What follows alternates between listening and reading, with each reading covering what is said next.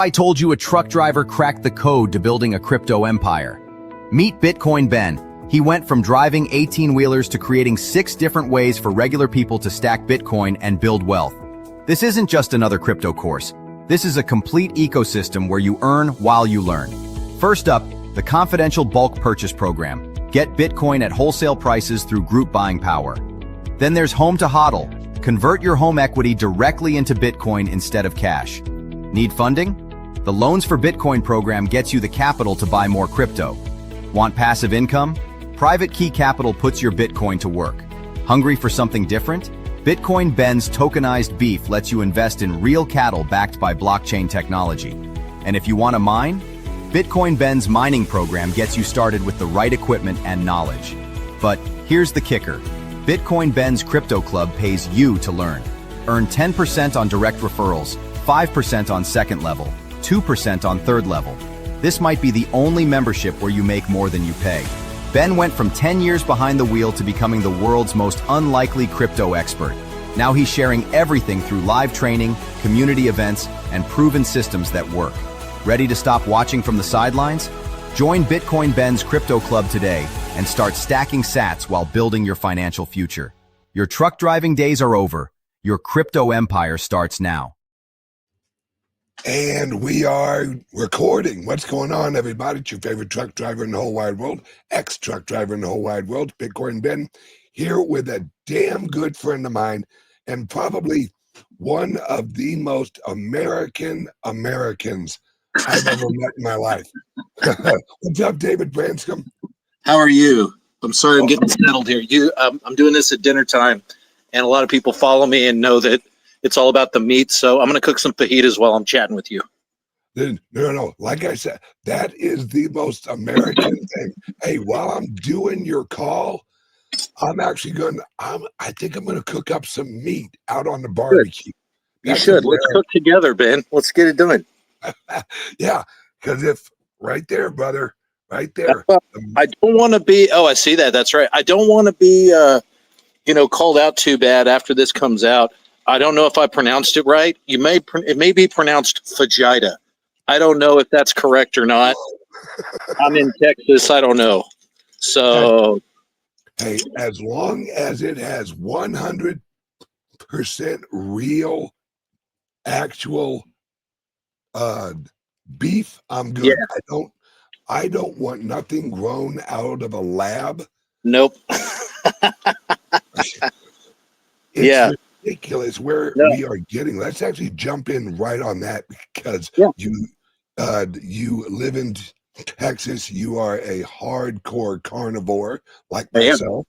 Yep. And what do you think, or do you think there's an agenda on growing, I don't know, meat? I don't even want to call it meat. No, you can't call it meat, man. It's not. It's like calling almond milk. You can't.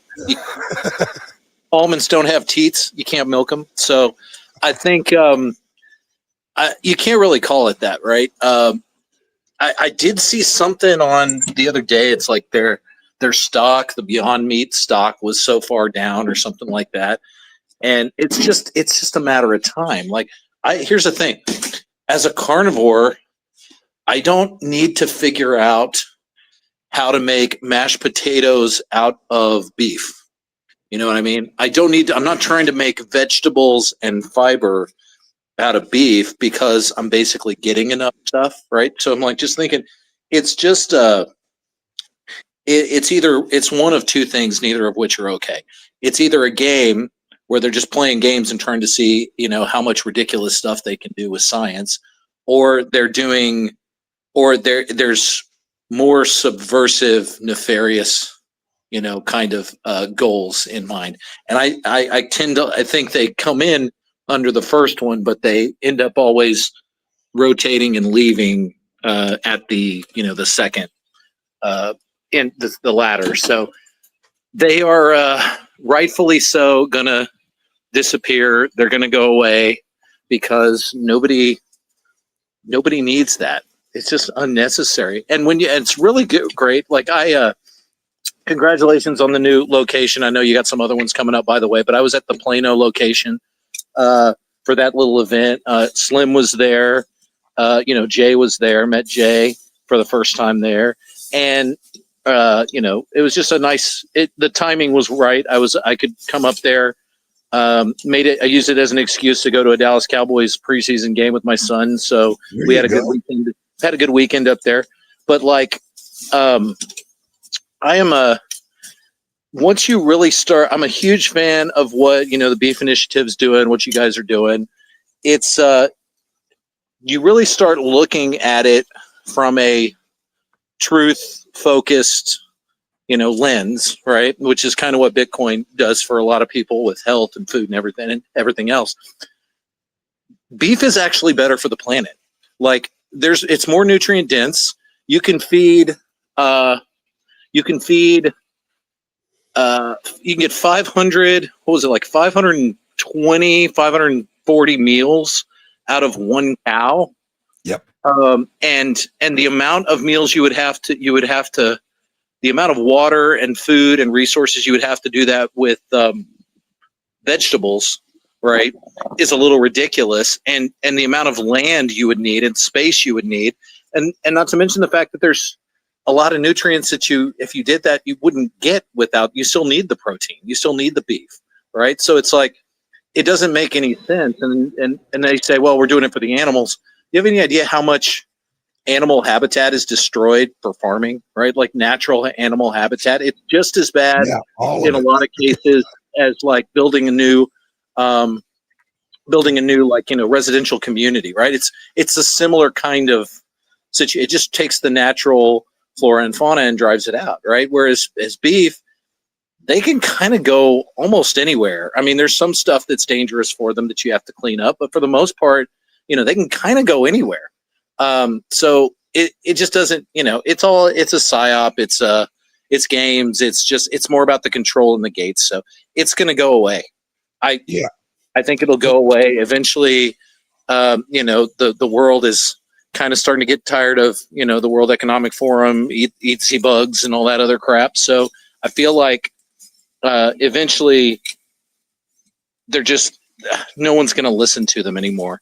I got to tell you, man, I've never, ever seen anyone at any grocery store I've ever been at ever buy an Impossible burger or Impossible meat. I've never even seen it. So I don't even know if it's actually happening. Yeah. It's maybe a psyop. Yeah. It's okay, put all this stuff in there and then every day go in and pull a few pieces out and throw them away to make it look like people are. It's like when Red Bull started marketing, they would go to places that had concerts and stuff, and they would just take empty cans and throw it on the ground because they were people would see it and like, oh, a bunch of people drink some Red Bull. I guess I need a Red Bull, Yeah. So I mean, who knows, man? It's all games. It's all games, and somebody out there is funding it to try to increase their reach or their power or whatever else. I don't know. It's ridiculous. I just ignore it now. So yeah, I think and let me know how you feel about this. I think we've reached a point where we've realized so much was absolutely corrupt and evil. Yeah. That we look at everything and we go, no. We want genuine. We want real. We don't want fucking Kool-Aid. We don't want cereal that's basically made out of pure sugar. Yeah. We want real food and we want real money. Yeah, we do. I think it's authenticity, and it's also Breedlove does a good job on his podcast talking about it. Right? It's it's really just seeing things for how they are, and being honest with not just what's around you, but yourself too. Right? Saying, okay, well, it's the difference between victim culture and responsibility, right? It's like saying, okay, well, listen, I had this opportunity, I screwed it up, it's my fault, what do I need to do to fix it and change it, right? Which a lot of people can't do, right? I mean, that's a big part of addiction and stuff, and then you you want to keep it going because it's easier than fixing it. So you just start to believe the lies, right? Well, we believe that with everything. We believe it with the government. We believe that, these people ultimately are going to make the best decisions for us. They're not. They're going to make the best decisions for themselves. And so you start to, and it's really frustrating too. You almost wish you could get plugged back into the matrix sometimes, because like you see it and then you see it you're like, oh my God, it's absolutely fucking everywhere. There's nothing I can do. And you get a little discouraged, but then you realize, okay, but that's how I feel when I'm looking at only the bad. Once you start to focus on the good, you realize it's still out there. And that's why I get excited. I met Slim at Texas Slim a couple years ago at an event in Houston, and I was already on carnivore, but I was like, wait a minute. I was like, oh, this is like, if I'm depending on this, and then you're telling me, so it's like, even I had just found out what was healthier for me, but then I found out that there were other people playing more fiat games with it, right? It's just, but I was like, but there wasn't despair, because I was like, here's a guy that's not only pointing out the problem, but he's also giving me a solution to it, and he's out there working, and he's being honest about it. It's like those kinds of things, as long as you can focus on those types of things in that direction, you have hope, right? Which I think is, we didn't have. I mean, honestly, we don't have, with a fiat system, it's just, and it's not even always evil or someone saying, I'm going to be corrupt, right? They just are incentivized by this terrible system to make bad decisions for other people, because that's the best decision for them. It's a terrible, terrible fucking system. So let me ask you a question. Do you think that the system was created with an agenda, or do you think it evolved and then just went bad? Oh no, it was absolutely created with an agenda, but it started out. I mean, it depends on where you want to start the story, right? So let's say 1913-ish. Did you say 1776 or what? Yeah, I see. The thing is, it's like it started when we were, if you want to say just as far as our country goes, right? Let's say we're just looking at the dollar, which is fine. I would say, okay, the creation of a new country. And when you do that, you leave and let go of everything you have, and you go to a new country, and you're starting it there, and you have to depend on yourself, right? You have to depend on whatever's there and your ability to actually provide, right? So there's no, oh, help us over. You get a little bit of help from other countries and stuff, right? But once you decide, once they decided, well, no, we're the King of England is not our king anymore. Most of their help went out the window, right? It was like, okay, now it's all on us to do whatever we need to do to survive. So they did that, but up to that point, it was still kind of, you could use gold and you could use some of those things, and then they started making money, but money was still kind of backed by gold. It was a certificate, all that kind of stuff. But then you absolutely have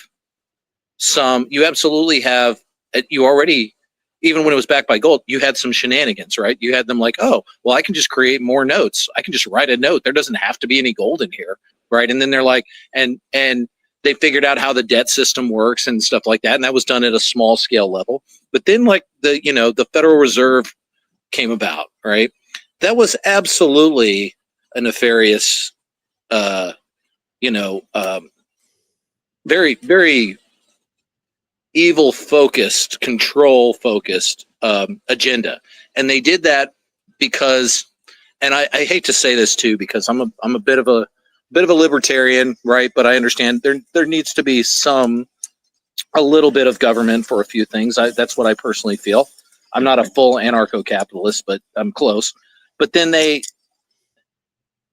you may need a little bit, but once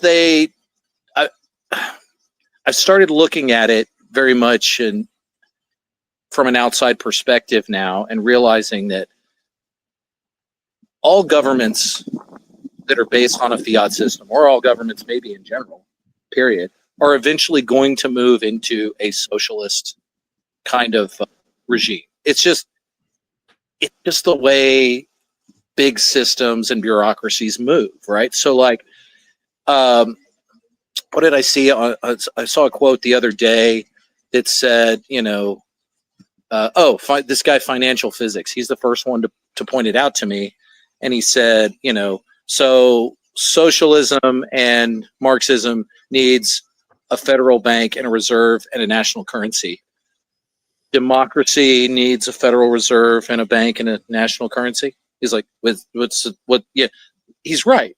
There's probably not really a big difference with me. And so I started looking at it and I was like, yeah, and then you see a quote, and then I was doing some research, reading some stuff, and saw a quote that's like, even with a democracy, people can, as long as you have the currency, even with a democracy, people can still be forced to do what you want them to do, right? They're still under control. It's just a little more subversive, right? And we've been watching it happen in the US, and then because of the way money works and because of the way technology works, it's accelerated, and we can see it so much easier with, X and the internet and all that kind of stuff. So it just feels like it's accelerating even faster and faster. And you're like, oh man, this is terrible. It's really, we've actually outlasted what a lot of other fiat currencies have done. They've actually accelerated faster, right? 80 to 100 years is about as long as a fiat currency has ever lasted, and we're at year like 120, 150, something like that. So we're naturally going to implode, and it's going to collapse on itself, and we're going to go full Weimar. We're going to go Zimbabwe. We're going to wake up, and the education's getting out there, and people are starting to realize that they're like, this system is just not sustainable. Right? It's a three-legged table, and all it takes is for one of those legs to fall out, and we're on the ground. So if it wasn't for something like Bitcoin coming in to change the motives, change the checks and balance system, really, once you realize how scarce Bitcoin is and the value of it, right? You're like, what is it? My son liked what Trump said. Bitcoin 24, he's like, you never sell your Bitcoin, right? Which is what Saylor says. I don't want to sell my Bitcoin, but I do want to be able to transact it, right? Like the thing about it is, unlike the dollar system today, I get to choose what the value is. So if I decide, it's worth it to me to buy this house and sell my Bitcoin to do it, or give my Bitcoin to someone else for that house, then I should be able to do that. And with Bitcoin, I can do that without anybody telling me I can't, right? Without controlling how the money gets routed and all that stuff. I had my car stolen in Dallas a couple weeks ago at a Bitcoin, at the North American Blockchain Summit, the TBC puts on. And I've been shopping online, and it's like thinking it might be fun just to kind of get an older, like, classic truck, that's kind of been cleaned up. I don't drive a whole lot anyway, so I could get away with kind of an older vehicle like that. And I was looking online, and I called the guy, and I saw a truck that was pretty cool. I haven't pulled the trigger on it yet, but like I really like it. So I called the guy, got some information. He's like, yeah, it's a resto mod. It's been, redone. It's got a newer engine, all this. I was like, okay, good. Still a pretty good deal. And I said, okay, will you guys, how do I take care of the payment? And he's like, oh, well, so we usually just get a check. And I said, well, how long does that take? He's like, well, 3 to 5 days to change. I said, okay, can I wire money? He's like, yeah, you can wire money. He said, if we happen to be with, if we happen to be in the same bank, it can happen pretty quick. Otherwise, it's going to take a little while, or whatever. And then, all this. And I said, any chance you guys or the owner would take Bitcoin? Because if that's the case, I can have your money in like 10 minutes. Yeah, I can send it to you. Right, I was like, I could send it to you in like 10 minutes, right? And nobody has to know. Nobody cares. It's just, you have a title. You hand me the title. I give you the Bitcoin, and end of transaction, right? And he's like, oh no, we don't do that. It's only a matter of time before everybody realizes how easy that is, and how private it is, and how how Real how it is. free it is. Yeah, and how real it is, right? So it's only a matter of time. Yeah, it's I've always looked at this as the next evolution of exchange of value. You know, it's we had uh gold, we had silver, we had currency like US dollars, we had personal checks we'd write.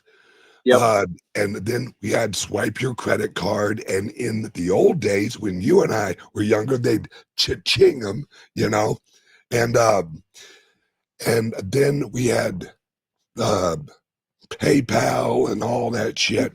But we've reached a point technologically where we can actually have a currency that is completely digital, that as soon as you send it, it's there, and your receipt of it is receiving it. Right.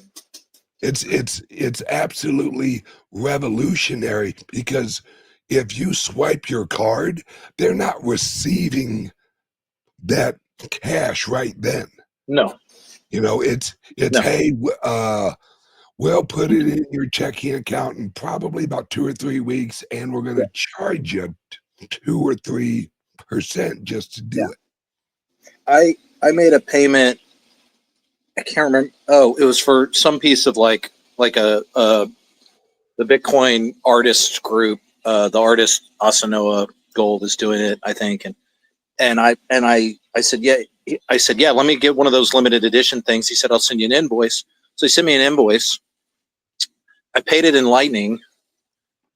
It was instantaneous, and like the fee was so low in Sats. It said the fee was $0.00.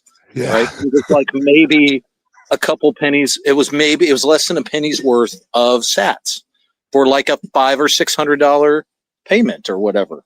You know, so you're like, why are people still okay with this? And I've got a few people that are getting it, business owners and friends and things. My eye doctor is great. He's like, I can't live on the fiat standard anymore. He's like, I know you're in Bitcoin. Can you tell me what this is all about? Right. And I think the next step for him is going to be, looking at a solution where he takes payments and immediately transfers the profits or into Bitcoin. And then, or he gets to a point where he can, if he runs through Square, Jack Dorsey just made a lot of that, you could pay with Bitcoin on Square now, right? So it's like, it's all coming. Yep. And you're going to be able to wake up, and you're going to wake up one day and it's like, it's going to be everywhere. You're going to be able to pay for your gas with it. You're going to be able to pay, the convenience store. You're going to be able to pay at the grocery store. I think there will still be credit and credit cards and things like that, but there's even a few great options for that are paying you rewards in Bitcoin, right? So it's like, it's kind of Bitcoin's eventually going to swallow all of this crap up and clean it up, and when it does, it'll also realign the incentives and the way we do and the way all these products work, because there's no more fiat games on top of it. You know what I mean? Yeah. And how I look at this is so crazy. This is going to improve everything, because if you have a real currency that appreciates as you go along, just imagine how good of a product are they going to have to offer you to exchange, to actually get it out of your wallet. It was like, oh, here's a hunk of shit. Yeah. Oh, here's actually hamburger, but it's made out of lettuce. Yeah. You aren't going to, no, I value my Bitcoin more than I value that. Yeah. But You actually go to a high-end restaurant and they actually bring you out a beautiful tomahawk, Yeah. and it's perfectly cooked. Hey, I'll send you some Bitcoin for that. Sure. Yeah. I know it's I love the I've seen this stuff online where it's like these people are like, they plug in a refrigerator from 1957 on their porch and they plug in a brand new refrigerator. It's supposed to be, much more efficient, and it literally does the same job and draws the same amount of power. There's Yep. no difference, right? So you're like, but they charge you so much. It's just an excuse, right, to make more money and to get you to spend more money. If you are using a currency that's truly deflationary, I'll sell you one. I'll become the best refrigerator maker in the world. I'll make the best refrigerators in the world. I'll make it out of the right quality stuff. I'll make it to last forever, like couple hundred years, right? Whatever it is. And I'll sell it to you for whatever the value is. And then I'll put that away and I'll take my profit and put it away knowing it's going to increase in value.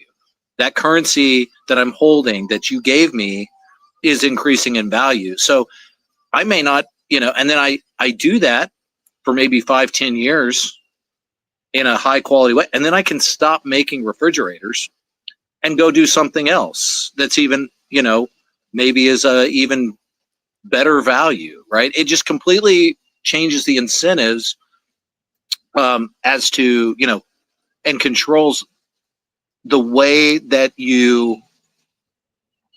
there's no more cutting corners. There's no more let's use shitty ingredients. There's no more chemical based stuff out of because we got a grant from the United States government to take corn and turn it into motor oil, right? It's like none of that crap is out there anymore because you don't need it. You actually legitimately don't need it. That's the part that sounds so utopian that people have a hard time wrapping their heads around. I don't know exactly what it's going to look like, but I know it's like I'm already there with most of it. Someone's like, well, hey, what do you think about this business idea? Nope. Well, why not? Well, because you're lying to people to get more dollars, right? I don't want more dollars, right? It's like, well, what do you think of this? Nope. Well, why not? Well, you have to provide, and what's great about it is it doesn't necessarily have to provide me more dollars than what I think Bitcoin will go up in. It just has to be a good product that I would feel good getting behind that's actually going to help someone. Yep. On the other side of that incentive, when you're using fiat, I'm just encouraged to get as much fiat as possible. So I will cut corners. I will do shit. I will market. I will lie. I will do whatever I have to do because that's where the incentive lies. That's the only way I can survive is by playing those games. And over time, it just happens. I start to, shrinkflation happens. My 4-ounce product becomes 3.5 ounces, then 3 for the same dollar price because that's the only way I can compete. It's like all of that goes away. And it's like, and it's fun too when you find someone who will take Bitcoin in exchange for it, because not only am I like, oh yeah, I like using Bitcoin. I'd much rather use it anyway than dollars. It's much more convenient and easier. But you also know that if you're buying that from someone who's willing to take sats for it, you're going to get a quality product. Like you're going to get good stuff, and they're going to be honest with you about what's in it and how they made it and who they are, Yep. So all of that. And that's why, you shake a rancher's hand with the the beef initiative. That's why I like, I really only buy and drink wine from Ben Justman at Peony Lane Vineyards, because Ben literally just uses wild grapes and wild yeast and no additives, nothing extra. That's all you need to make wine. That's all you need. So he's like, well, why would I put more in? He's not playing the fiat games. And he's also like, well, it's expensive for me to do this. I need a little bit more in Bitcoin. I'm like, that's fine, Ben, because if I bought Bitcoin 2 years ago in 2022 at $20,000, and now it's worth $120,000. Your bottle of wine is not $30; it's $5, or it's Yeah. not $60; it's $10, right? Yep. So I'm like, that's why, that's how those incentives line up and start to work, and you'll see it. It'll happen. It'll happen slowly, little bits and pieces, with little outliers and things. But then you'll wake up one morning. I hope that I've got a 19-year-old and a 15-year-old. I hope that when my 15-year-old is 25, he's using Bitcoin for everything every day. Oh, I think he will be. Yeah. So I would prefer it, right? It just makes sense. So Yeah, it amazes me how humans look at nature and go, we can do better. It's like, really? Yeah, I'm working on. Yeah, I would love to. I'd love to be a bit of a writer someday. I don't know if I'm ever going to be able to do it, right? But I've started jotting down, kind of journaling these ideas, the things I've been talking about with people. And I was I was on a podcast with somebody and we're chatting, and he said, what does Bitcoin mean to you? And I've slowly worked my way from, this cool technology.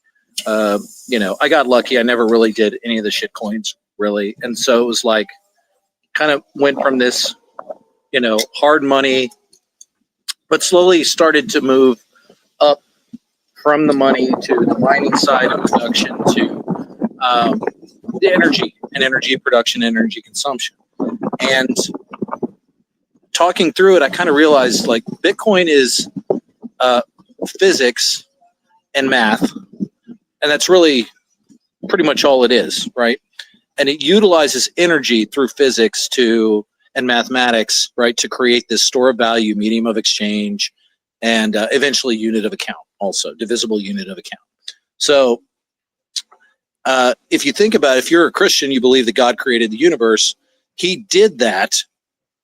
He created the universe with physics and mathematics, right? Those are like, math is like the language of the universe, and physics is the currency of the universe, right? You have energy that has to be moved from one place or another. It's either always stored somewhere. It doesn't just get destroyed. It just changes hands, right? Mm-hmm. Like Bitcoin. So you're thinking, you're like, okay, well, if you believe in that and you believe that Bitcoin operates on the same rules, then, having Bitcoin is kind of like having your own little piece of the universe. You know what I mean? So having it and using it, and because it works the way it does, because it follows those rules, it feels a little divine. It feels like, it's just going to work. And when you look in nature, you're like, yeah, nature's violent, and no, it's really not. Nature just balances itself out, yep. Right? It balances itself out. And if there's something that's bad for nature or for the universe, it figures out a way to get rid of it, right? Yeah. Sometimes it can look violent, right? But it's just its way of taking care of things and keeping the balance and keeping everybody in check, right? Absolutely. So that's what Bitcoin does. Yep, I've explained it as actually nature is just a ledger of exchange of energy that we can see. Yeah. And because when the wind blows, that's just energy you feel. Mm-hmm. Everything. The wind is literally the air that is moving because the planet is spinning. Yep.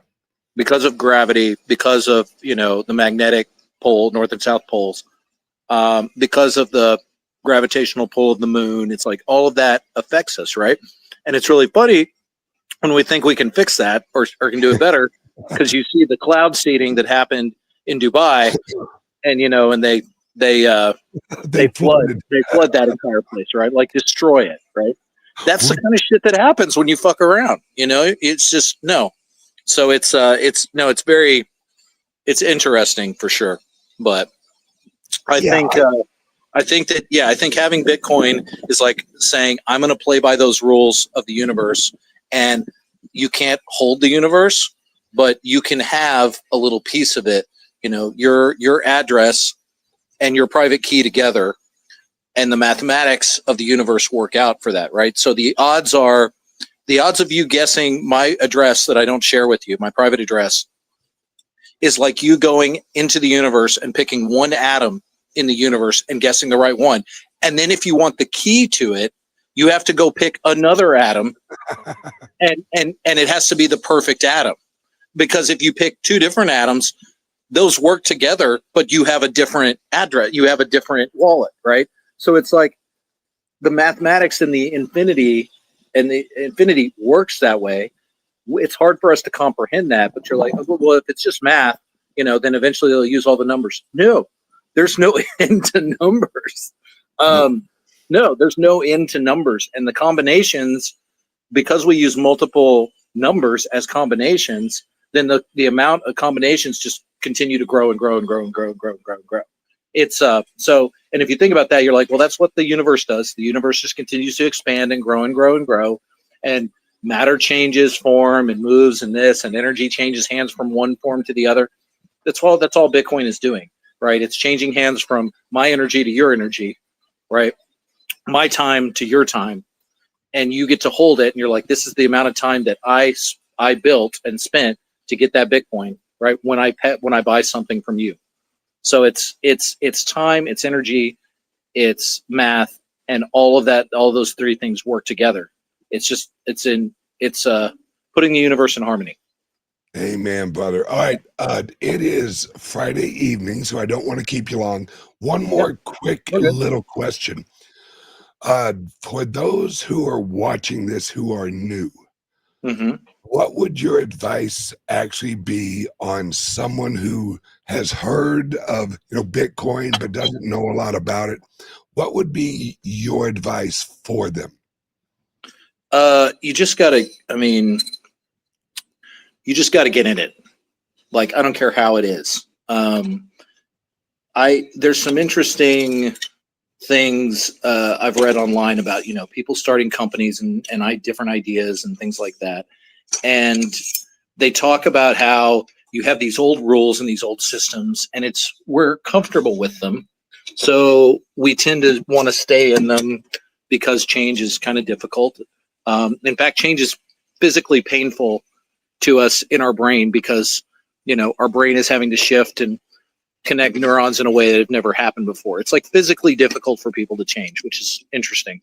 So they talk about when you start a company, it's like people are like, okay, well, I've got to do things this way and this way and this way, and I need to do this, and I gotta go start. I got to go register for as a business. I got to make sure if I need a license, I can get a license. I'm going to do this, whatever. Well, you do all that, and then they go out and try to find customers, right? And then they realize, oh, nobody actually wants this business or needs it, so I have no customers. Screwed, right? They spend all that time and money, and they wait too long, and then there's a guy down the road who's been like, oh yeah, I'm just gonna go buy the crap I need, and I'm gonna start knocking on doors, and I'm gonna see if anybody needs this, and when they do, I'm gonna do it part-time until it turns into a real business. I'm gonna do it, right? Everything is the same way, right? Bitcoin is the same way. Anything in your life, any change you're gonna make in your life, you just have to make it. It doesn't. So I would say, don't be scared of it. There's plenty of easy ways to set up and get into Bitcoin. You could go Bitcoin only and do, just start kind of doing a dollar cost average on River. You could call Unchained Capital if you want to kind of buy a bigger chunk. You can do Strike is a really good one to kind of also use as like checking and debit and things like that. Pay your bills. I got started on Cash App because I didn't know anything else, right? And so I just started dollar cost averaging on Cash App. And then as I learned about it, I realized I was like, oh man, I need to, sorry, hold on.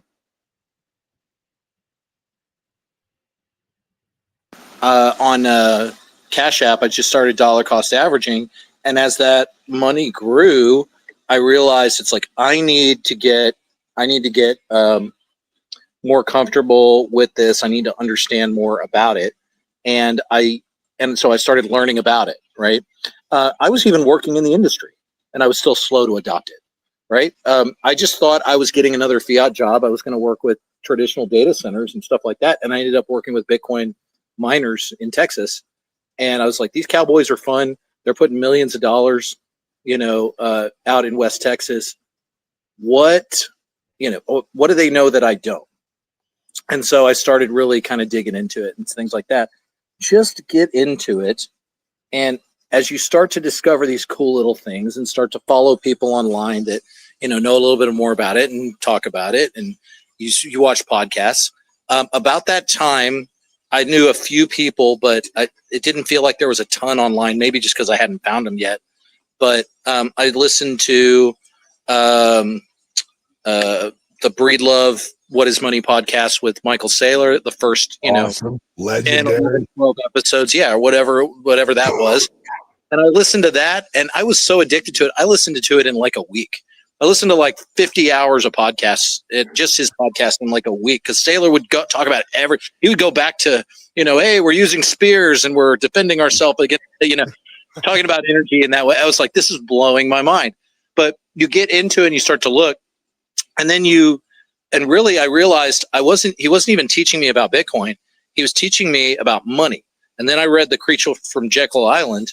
And once you realize how broken the money system, the dollar system is, everything else comes easy, right? Yes. So you've ever sat down at the end of a month or at the end of a year to do your taxes, and you look and you're like, how did we spend this much money?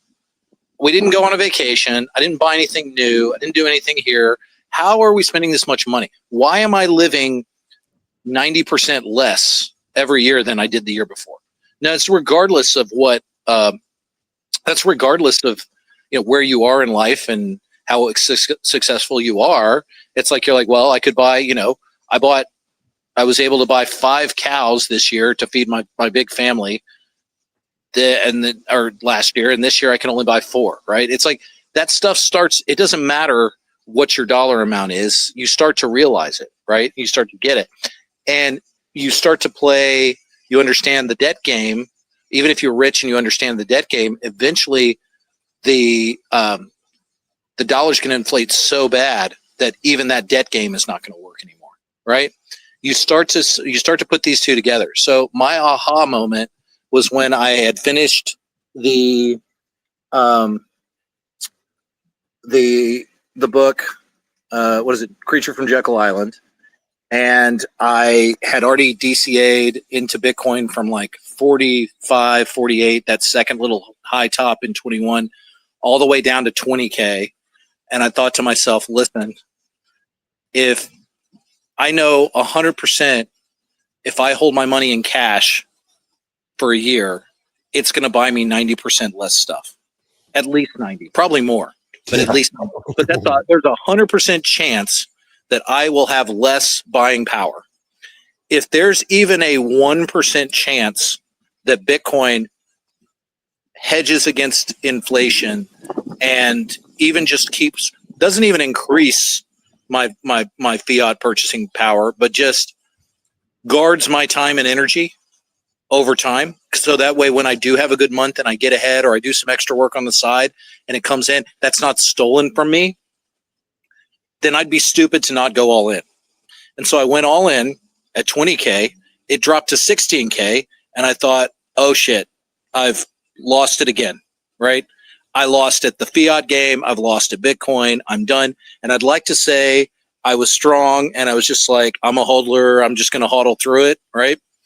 No, I pretty much gave up. I just didn't touch it. I didn't sell it. I didn't, I couldn't even look at it. It was like, this is retarded. It's like, what did I do? I have destroyed my family, right? But then, the holidays was a good time. It kind of distracted me a little bit. I did crawl in a bottle a little bit. I'm not an alcoholic or a big drinker or anything, but it's like I did disappear for a while. And then January, it started to kind of creep back out, and I was kind of back to even. I was like, oh, okay, I'm even. Great. Maybe I should get out. I was like, no, maybe, I'm feeling good about it. If it really is what I think it is. And then it just got better and better through 23 and through 24. And it's like, and I had a good job in a few good jobs in 24, and it's like I couldn't get my money in there fast enough. I could not buy Bitcoin fast enough. I was like, if I had money in my bank account, I was laying awake at night staring at, like, I'm losing value right now. I'm losing money. I'm losing value and time and energy right now. And so I'd take, 5-10 grand, move it into Bitcoin, move it over to cold storage, and just be like, and I could sleep like a baby. Yeah. It's like it's the weirdest feeling ever. You'd think that having that responsibility and having, your bank in a cold storage, would be stressful, but it's not. Responsibility is freedom. And so I had the freedom to say, and I was like, the bank accounts and things, it's like you make a purchase or you transfer money somewhere and the bank puts a hold on it and they call you and they're like, hey, why? I would take checks in. I'd run businesses in the past and I would take checks in, and I'd been doing hundreds of thousands of dollars of business with them over the last year. And I have one check that's bigger than the rest that have ever come in. And so they put it on a hold for 2 weeks. And I'm like, I have payroll. I have people I got to pay. I'm like, what the hell? And they're like, well, it's just bigger. I was like, it's the same check, same customer, same account. It's like, fuck you. It's like, it's those gates. So that responsibility actually ended up turning into freedom. And that freedom gives you that kind of peace of mind and peace that just doesn't come, when you're on the hamster wheel. So yeah, I wish every club lease I had, I could actually pay in actual Bitcoin, because probably every month with payroll and obligations, I probably put out about $500,000 every month. Yeah. And just wiring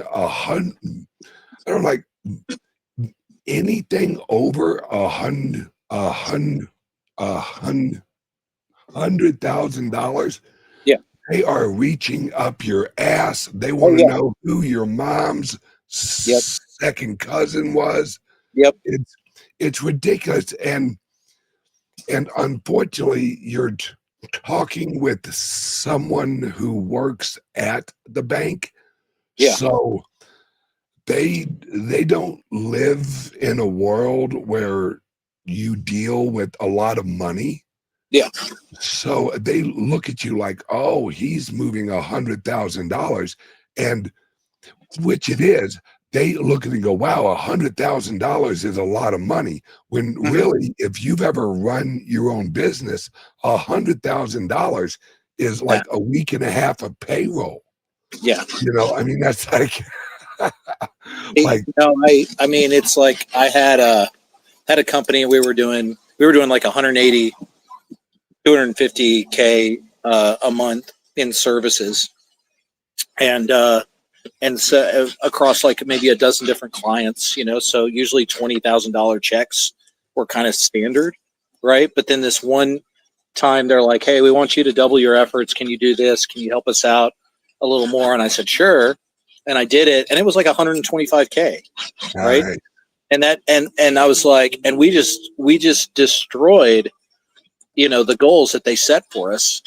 And my team did great. I did great. Everybody felt awesome. It's like, hey, it's going to be a good Christmas. We're going to get you guys, bonuses. I'm giving you an extra 10% because you guys just killed it. And then like the check comes in, and it's supposed to be a transfer, and they put a hold on it. And I was like, what? Okay. It's like, so I call in, and they're like, oh yeah, we're not even sure. You have to come in. And I was like, I have to go into a bank? Why do I have to go into a bank? Like, what is this, 1987? I was like, okay. So I go into the bank, and they're like, well, yeah. And it was literally just because of the amount. And they put a hold on it. And I'm like, I was like, this is my money, and I need it, like right now. Yeah. Oh, that looks good. God, show me. It's actually a little.